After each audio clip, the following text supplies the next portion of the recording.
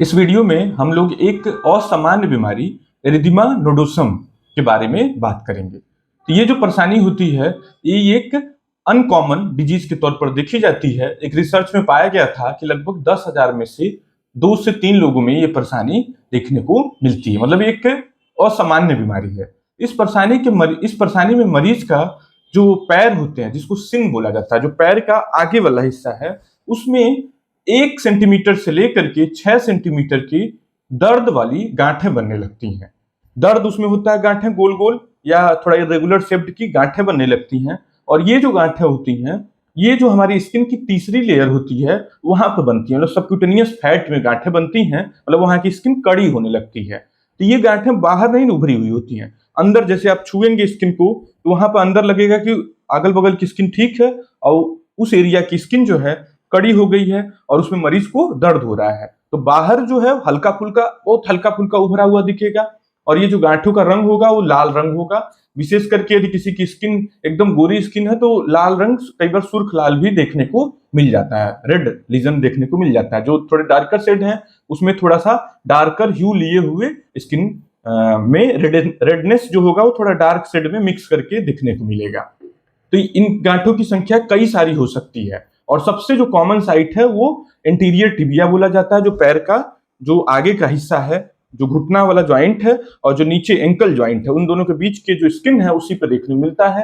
कई बार ये दाने जो होते हैं मल्टीपल की संख्या में होते हैं और कभी कभी ऐसा भी देखने को मिलता है कि ये शरीर के दूसरे भाग को भी प्रभावित कर सकते हैं, जैसे कि जांघ पर आ सकते हैं, पेट पे, इसी तरह हाथ पर भी देखने को मिल जाते हैं। लेकिन ये जो गांठें होती हैं ये साधारणतः इन जगहों पर नहीं होती हैं। अधिकांश केसेस में, जैसे ऐसे समझ लें कि 90% से ज्यादा केसेस में पैर पर ही देखने को मिलती है और इनमें दर्द होता है। एक बार जब ये गांठें आ जाती हैं तो इनको ठीक होने में 2 से 8 हफ्ते का समय साधारणतः लगता है। और दूसरी जो महत्वपूर्ण चीजें ये हैं कि इन गांठों के साथ में मरीज को और भी कई सारी तकलीफें होती हैं, जैसे कि बुखार आना। कभी कभी तो ठीक ठाक ग्रेड का बुखार देखने को मिलेगा मरीज को, शरीर में दर्द होना, मांसपेशियों में जकड़न हुआ, जो जोड़ है उनमें भी मरीज को पीड़ा होना, दर्द होना। कई बार इतना तकलीफ होता है कि रोजाना काम करना भी मरीज के लिए मुश्किल हो जाता है। जो ये सब लक्षण की हमने बात की, ये कभी कभी जो गांठें हैं उनके आने से पहले भी शुरू हो जाती है। मतलब 1 हफ्ता 10 दिन पहले से ये सब लक्षण शुरू हो गया और मरीज के शरीर में गांठ बाद में आया। तो ये सब परेशानी देखने को मिल जाती है अधिकांश मरीजों में। तो ये जो परेशानी होती है ये अधिकांश केसेस में 20 से 40 वर्ष की उम्र के लोगों में देखने को मिलती हैं और किसी कारणवश महिलाओं में ये समस्या कई गुना ज्यादा पाई जाती है पुरुषों की। जैसे एक रिसर्च में पाया गया था कि 4 से 6 गुना ज्यादा पाया जाता है महिलाओं में पुरुषों के तुलना में।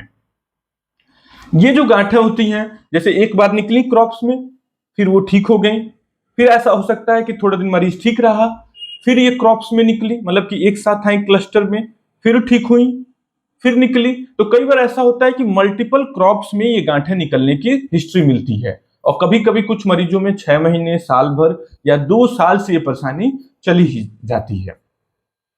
नेक्स्ट प्रश्न ये उठता है कि इस परेशानी के होने के पीछे का कारण क्या है।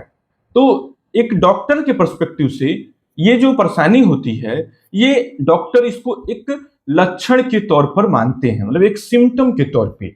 और काफी मरीजों में इस लक्षण के पीछे अंदर कोई बीमारी छुपी हुई होती है।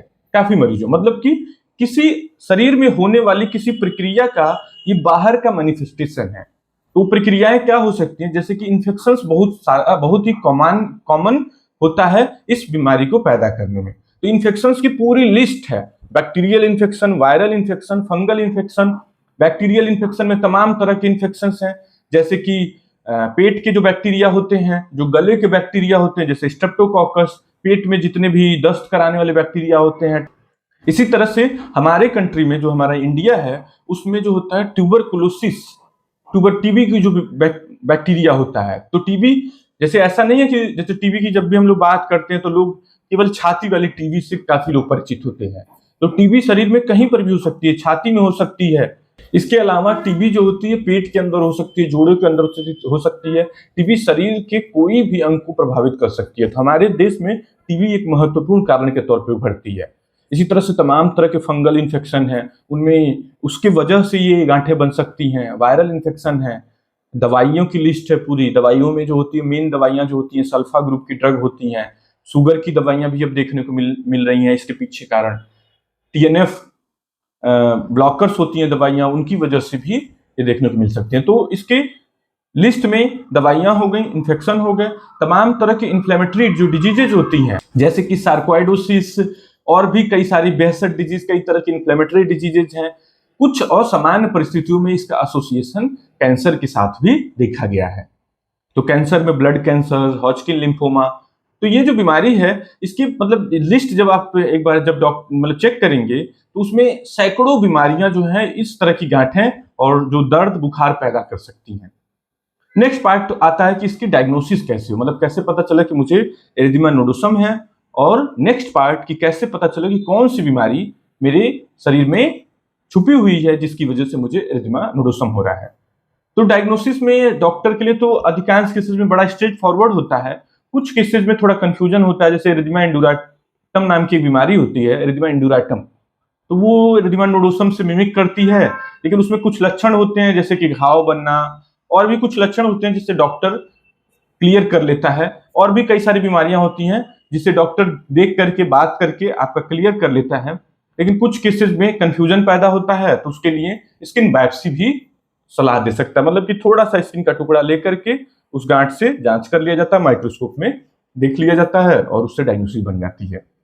नेक्स्ट पार्ट आता है कि इसके पीछे का पता करने के लिए कौन सी बीमारी छुपी हुई है, उसके लिए तमाम तरह के डॉक्टर टेस्ट एडवाइस करेगा, जिसमें कि आपका ब्लड टेस्ट होगा, जैसे जो जो सस्पिशन लगेगा। जैसे मान लीजिए कि उसको लग रहा है कि गले का इन्फेक्शन है, स्ट्रेप्टोकोकल इन्फेक्शन है, तो उस कंडीशन में गले का जो बैक्टीरिया है उसका कल्चर करवा सकता है। थ्रोट स्वैब उसे बोला जाता है, मतलब एक लकड़ी होती है उस पर रुई लगा रहता है, उससे आपका थ्रोट का सैंपल लेकर के माइक्रोस्कोप में कल्चर करवा लिया जाता है, तो वो करवा सकता है।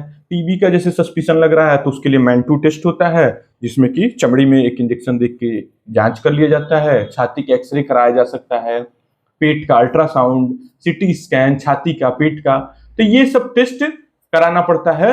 देखते हुए आपके लक्षण से आधार पर मतलब डॉक्टर आपसे बात करेगा, पता करने की कोशिश करेगा कि क्या क्या और दूसरी समस्याएं हैं, तो सस्पिशन के आधार पर डॉक्टर टेस्ट इसमें कराता जाता है। तो टेस्ट जब भी डॉक्टर आपका इंडिकेट करे तो उसमें आपको डरना नहीं है। जैसे अभी रिसेंटली एक पेशेंट में जब उसको 2 साल से प्रॉब्लम थी एरिथेमा नोडोसम की, तो वो कहीं पर गांव में ऐसे दिखा रहा था, और चूंकि ये 2 से 8 हफ्ते में परेशानी खुद समाप्त हो जाती है, तो मरीज कई बार इसको सीरियस बीमारी के तौर पे नहीं लेता है। उसको लगता है कि कुछ थकान, बुखार, हरारत काम उम करने से हो गया था, कुछ थोड़े गांठें बन गए थे, तो जो कि खुद ही ठीक हो जाती हैं 2 से 8 हफ्ता में, बिना किसी इलाज के, बिना किसी दवाई के, तो कोई छोटी मोटी परेशानी होगी।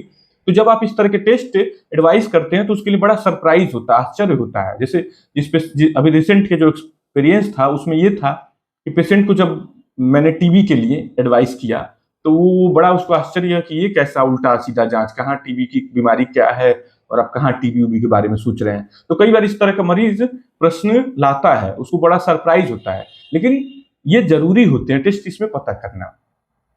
तो टेस्ट से आपका पीछे का कॉज पता चल जाता है। लेकिन अब यहाँ पर एक और बड़ी महत्वपूर्ण चीज आ रही है जिसको बोला जाता है इडियोपैथिक एरिथेमा नोडोसम।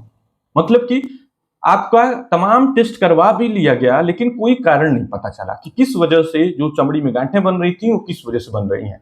तो जब सारे सस्पिशन के आधार पर डॉक्टर कोई पीछे कारण नहीं पाता है तो उसको क्लासिफाई किया जाता है इडियोपैथिक एरिथेमा नोडोसम।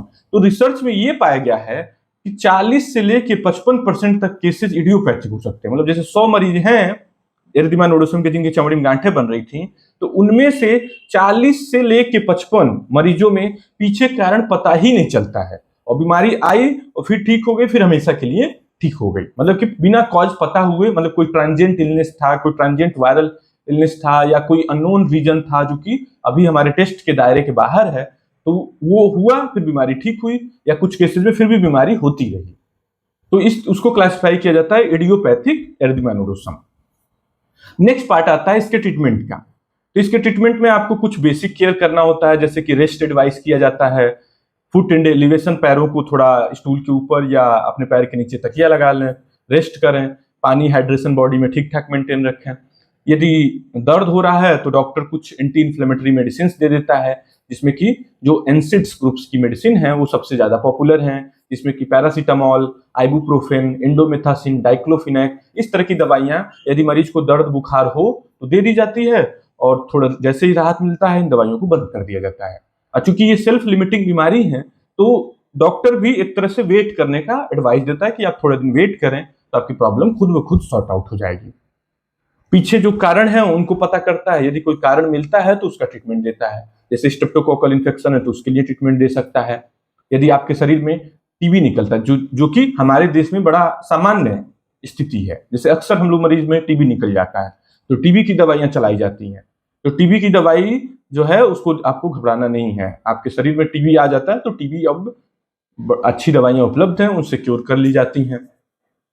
जो केसेस इडियोपैथिक केसेस हैं, जिनमें कारण नहीं पता चल रहा है और जिनमें बार बार आ जा रहा है, तो उसमें जो होता है डॉक्टर कुछ दवाइयां रेगुलर बेसिस पे खाने के लिए देता है।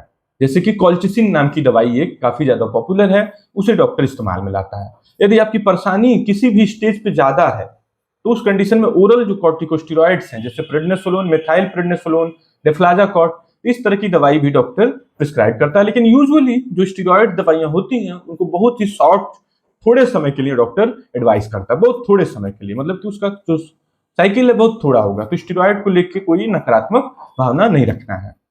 और कौन कौन सी दवाइयां कभी कभी डॉक्टर देता है, जैसे कि इम्यूनोसप्रेसेंट ग्रुप की दवाइयां, जैसे मेथोट्रिक्सेट, साइक्लोस्पोरिन, इस तरह की दवाइयां भी देता है। कुछ केसेस में डॉक्टर हाइड्रोक्सीक्लोरोक्विन नाम की दवाइयां भी देता है। कुछ बहुत ज्यादा परेशान करने वाली बीमारी में बायोलॉजिकल्स ग्रुप की भी दवाइयां दी जाती हैं। तो इस तरह से इस बीमारी को मैनेज किया जाता है। तो जो प्रॉब्लम आती है वो आती है इडियोपैथिक रिकरेंट केसेस में, मतलब जिसमें बीमारी बार बार आ जा रही है। तो ऐसे केसेस में प्रॉब्लम आती है जिसमें मरीज को लंबे समय तक इलाज लेना पड़ता है। डॉक्टर आपका निर्धारित करेगा कि कौन सा इलाज किस समय पर लेना उचित रहेगा। जैसे यदि कोई केस क्रोनिक है, बहुत ज्यादा तकलीफ दे है, बार बार बुखार, दर्द, शरीर में मुश्किल आ जा रही है, तो थोड़ी मजबूत दवाइयों का इस्तेमाल किया जाएगा। और दवाइयां यदि बीमारी लंबे समय की है तो दवाइयां लंबे समय तक भी दी जाएंगी। तो ऐसे तो कोई बड़ी समस्या नहीं है, लेकिन कभी कभी कुछ मरीजों को परेशान करके रख देती है। लेकिन फिर भी यदि सही से किया जाए तो अधिकांश केसेस को हैंडल किया जा सकता है। Thank you.